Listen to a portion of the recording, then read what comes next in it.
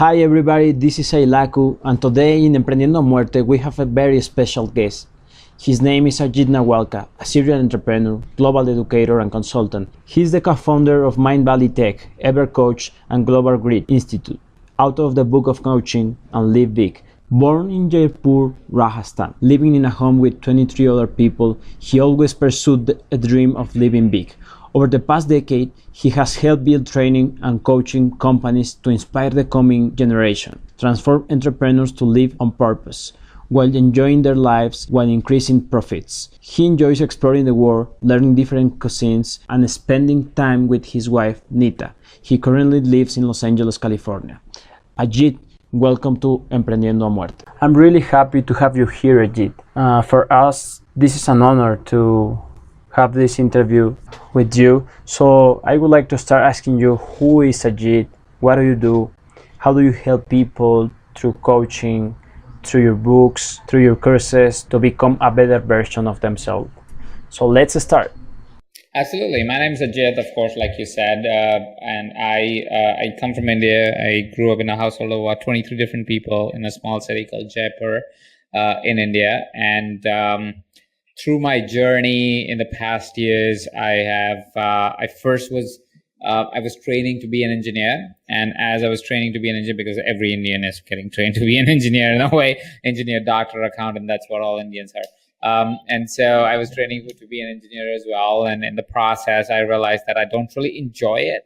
And even if I become an engineer, I'll be a really bad one. So that led me to start to question as to why am I doing what I was doing. And it was because I wanted to be abundant. Of course, growing up in a family of 23 other people, it was my priority at that time to be able to make money and get out of that house. And in that process, and at that time, a teacher showed up in my life who really indirectly asked me and questioned me and kind of suggested that I can choose to be whatever I want to be. And that changed the course of my life because I made the decision to write the letter to my dad to say I don't really want to be an engineer. And they were kind enough to let me do whatever I wanted to do, which would get me introduced to a student organization that will get me introduced to international people from different parts of the world doing different types of things, which then, of course, will led me to get jobs that were more interactive with the international world. I became a sales personnel at a media house in India, a fairly decent sized one, and I became successful in that pretty quickly, and tried to motivate my founders of that company to invest in a startup idea I had, and they did invest in the startup idea. The startup bombed because it was a social network, and around that time, Facebook was becoming popular. So my first business idea kind of crashed and burned really, really quickly in less than a year, about a year. But I got really excited about internet, and I was fortunate to have a friend that was living in Malaysia at the time, and he sent me a note when I asked him if there were any potential possibilities of working on the internet. He sent me about this little company called Mind Valley. At that time, it was a little company because it was just a startup. We were only like 15 employees in the company. We were operating out of Bangalore. We didn't even have a real office. And that got me really propelled into a career which was very focused on creating transformations in people's life, creating true change in people's life, creating something that was all in the new media in a way. It was all online. It was all designed to be consumed at the pace of people that they wanted to consume it. It was not restrictive. And that really created a new transformative wave in my life and the life of people that were touched by Mind Valley. And that's been my story. From an intern about 7 years ago when I joined the company. I became the CEO in about 7 years, and then kind of chose my journey because I was very successful financially, but emotionally and physically I was very deteriorated at that point. That got me to change direction in life, and I chose to have my own experience, which has led me to create EverCoach, Mind Valley Teach, Global Grid Institute, and now Live Big. Wow, you make it sounds really easy, but the reality is that we know that behind every successful story, there is a long journey. So I have a question. In your book, you quote Jennifer Lee, where she said, "Be fearless in the pursuit of what sets your soul on fire." And then you said, "Why live big?" And you answer, because we must. The question is, do you really think that we must live big and that everybody has the opportunity to live big? And second, I hear something about Indian religion that believes in destiny. Do you believe in destiny? So I don't know about the perfect code of that, what you're stating about the Indian culture or religion, and I don't really abide by any religion, so I don't necessarily believe in religious philosophies. But whatever philosophy says you have a destiny, they also say in some another way that you define your destiny, because the destiny is always defined by you. What living big means is living life on your own term, by creating a life where you choose to live the way you want to live. We live in a reactive world, and that's really my endeavor to challenge that we don't have to react, we can create. We can create from a place of saying, hey, what is it that I want my life to look like? What does living big mean for me? And whatever that is what you create. The challenge is not, can you live big? The challenge is more about, do you want to live big? Do you want to actually pursue something where you have the choice? I'm not saying, when I say live big, I'm not saying you have to make $1 billion. I'm saying whatever living big is for you, whatever that definition is for you. For some people, it is to make $1 billion. For some people, it is to make $1 million. For some people, it is to make 100,000. For some people, it is just to have a balance in life. For some people, it's just to be able to do creative work every day. All of those are right answers. But if your life right now is not on your own terms, I invite you to live big, because you can create a life that is of your own choosing. You can create a life that is true to you and that will be in alignment with what you want to do. I love what you said, Ajit, and actually I totally agree with it. And that's the reason why I do what I do. I like to help entrepreneurs not to be rich, what it's okay for me, but what I try to help them is to be happy in a deep way through what this entrepreneur lifestyle is. Doesn't matter if they want to make 1,000 or they want to make 1 million. For me, the important thing is that they can live their dream to entrepreneur and live from it. One other thing that surprised me in your book is the way you suggest to read it. Not from cover to cover, as many authors suggested. You said Live Big is not this kind of book. Why? The book is not about step-by-step process. I feel entrepreneurs are very resourceful, very smart, very dedicated, very hardworking individuals, and more importantly, really, really brave individuals. And because of that, my invitation was not to create a book that told them do A, B, C, and D, because usually any successful entrepreneur or entrepreneurs that tend to get a lot of success are individuals that create their own journey, like how you define your own definition of living big. It's not for me to define it, it's for you to define it. And so that was kind of where the perspective came from. The perspective was, I don't have to tell you what to do in sequential order. If I can shift your reality, if I can challenge your reality, if I can give you a different lens to look at life, you will create a different life for yourself, and you will find the strategies. It's not hard to find the strategies once you know where you want to go. But the question, the invitation, the challenge that I want to present in the book is to be able to change the course of wherever you are going in life, and to be able to course correct in case if you feel that the course is not right. If at the same point of time, if you want to read in sequence, you can read in sequence. There's nothing wrong with reading it in sequence. It'll still make perfect sense, but you don't have to follow that structure. You can follow the structure of your insight guiding you to choose the right chapter and read it and have the perspective. It's not one of those books where you read end to end without stopping, because you won't get the max fit that way. It's one of those books where you read a chapter and it will force you to think. And because it forces you to think, it doesn't matter where you start. You can start anywhere. It'll still force you to think and give you a different perspective, and for you to be able to take that invitation and say, oh, okay, what do I do about this? What I just learned, what I just got an insight on, what's the shift in perspective that I just got. And so that's why you can read it the way you feel like. Before I go back to talk about Live Big, I would like you to tell us more about your journey. How you become from being an engineer to become a coach with 2 books and 2 or 3 companies. What happened between these? Do you read a book that changed your life? Do you meet someone that inspired you? What makes you change your mind, Ajit? My journey around transformation started the first time I made a brave decision of saying I'm not going to be an engineer. And then there were, of course, teachers and mentors and leaders that have guided me along that way. So there have been a tremendous amount of influence of other people who have shown me the light when I needed to see the light the most, right? So that's kind of like, I don't know if that's where you're stemming your question from, but that's, so I was always excited about coaching and training and education per se, not in traditional school format, but in just transformative format, because that's what has been the truth of my life. So I was excited about that way. And so eventually when time came to it, and it was just a coincidence that I ended up in Mind Valley, which is an education-based company.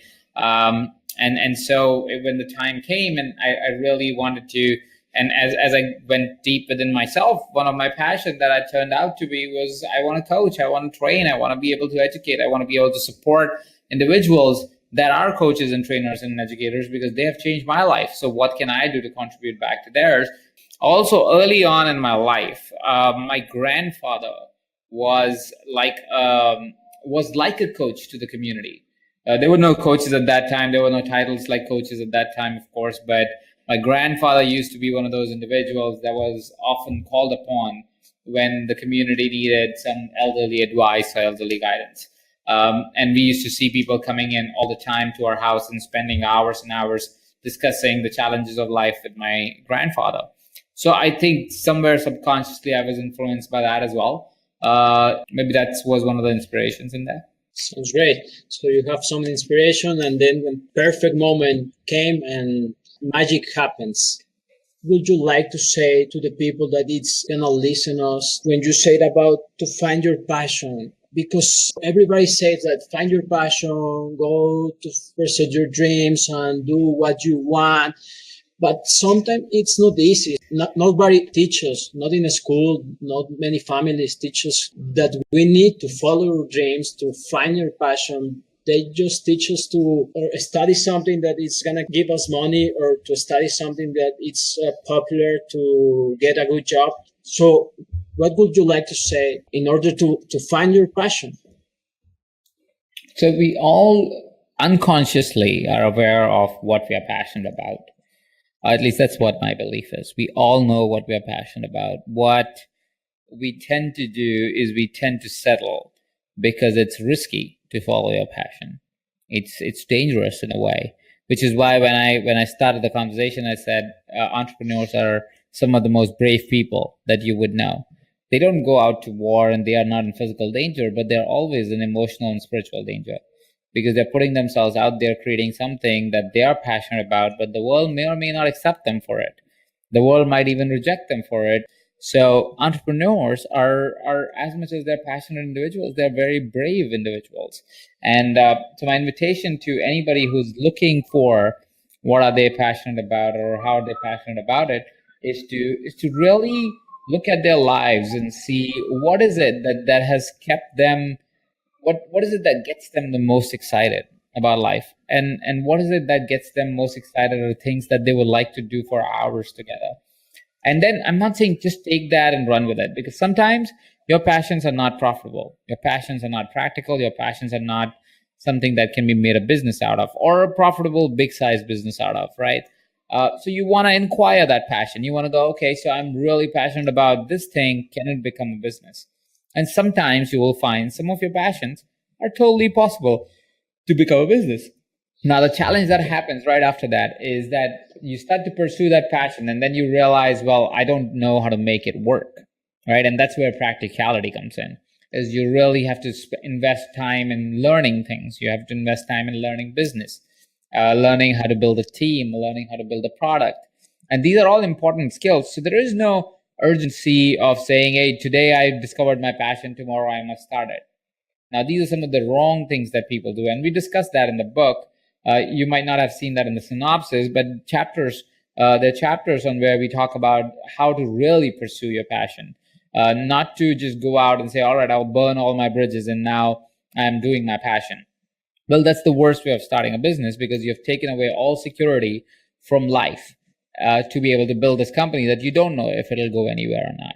So that's not a very smart thing to do. It's the thing that is a glorious thing to do, and people talk about it a lot, but it's not actually the smart thing to do. It's actually one of the worst things you can do to you and to your business and to your family, more importantly. So you want to be careful of that. You just don't want to blindly follow a passion. You want to build a structure around it. You want to have some sense of practicality around it. You want to have some sense of revenue structure around it, and then you want to pursue your passion. So passion is just not knowing the passion and then going for it. Passion is about knowing the passion, then looking if it can be validated, if it actually can be profitable. And if it can be, then pursuing it as a side hustle first. And then if it becomes a real business is when you quit your job. And that's how your passion becomes a successful business. You don't have to, like, you're not dying tomorrow. You can build a business over 2 years, you know? People make it more urgent than it needs to be. People make it more anxious than it needs to be. Businesses are built over time. Business is not a one-day affair. Business is years and years of affair if you really like doing what you do. So now I would like to talk about chapter 12, where you talk about the importance to say no. Why do you think that it's important for entrepreneurs to learn to say no in order to get better results? It's very important to say no, and it's equally important to understand that no doesn't mean end of the world.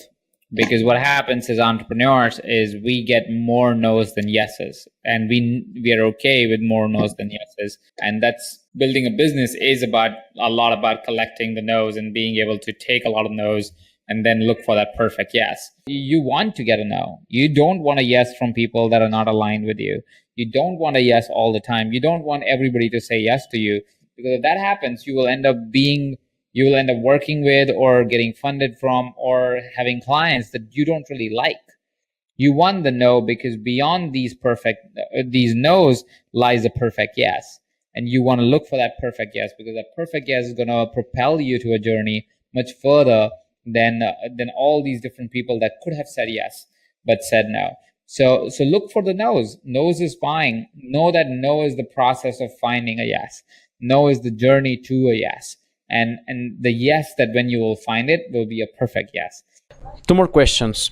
What has been your biggest challenge as an entrepreneur? And second, what advice would you give to yourself 10 years ago?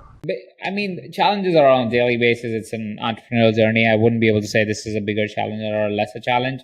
I think personally the challenge was hard for me when I was running a company that I was so excited about, Mind Valley, and I had to quit the thing for my own personal sake. So I would say that was my biggest emotional challenge to go through in my entrepreneurial journey, especially. And when it comes to what advice I would give myself 10 years ago, is people matter. When I started my entrepreneurial journey, I was a young kid starting companies, you know, and when you're young, you often discount your team. You often discount and you all often go, oh, you can just always hire them, right? That's at least was my approach. And if I could give one advice to myself 10 years ago is to treat people with a lot more care, because you can build a team for a life if you want, or you can build a team only for the next few months. So people matter, and that would be my advice to myself, is to care. What advice would you like to tell the people that is going to listen to us, who feel that they are not prepared, that they are not ready, that they do not have the perfect idea, but they really want to entrepreneur, that they feel that this is their lifestyle they want to take? The simple advice that I would give and the invitation that I would give is there is nothing that will get created till the time you take action. So if you want to live big, if you want to be an entrepreneur, if you want to start a company, well, go start a company. That's the only way to do it. It's like if you are hungry, you want to eat. The thing that you do is you go eat. It's the same thing that applies for entrepreneurship. Don't do it in a erratic way. Don't do it in a way where you don't know what you're doing. Study for it, create a plan, and execute towards it, and consistently follow up on it. The reason why most entrepreneurs start and don't become successful is not because of bad ideas, it's because of bad follow through. Usually entrepreneurs just give up too fast and they don't think through it, and they just go and be erratic about it, and they start and then they stop and they start and they stop, and that's where their businesses don't really thrive. So my invitation to everybody that is listening to this conversation and wants to start a company, wants to start and wants to live a big life, is to go ahead and start doing it. Become intentional about it and start creating towards it, and you will find yourself finding ways that you would otherwise never imagine that you will find. Ajit, thank you for this interview. I hope to see you next year in my valley and meet you in person and start with one of your courses. Thank you for the inspiration, not just for me, for other people that is listening to us. And thank you for live big and for inspire other people to live big too. Thank you, Miguel. It was great speaking with you, man. Take care.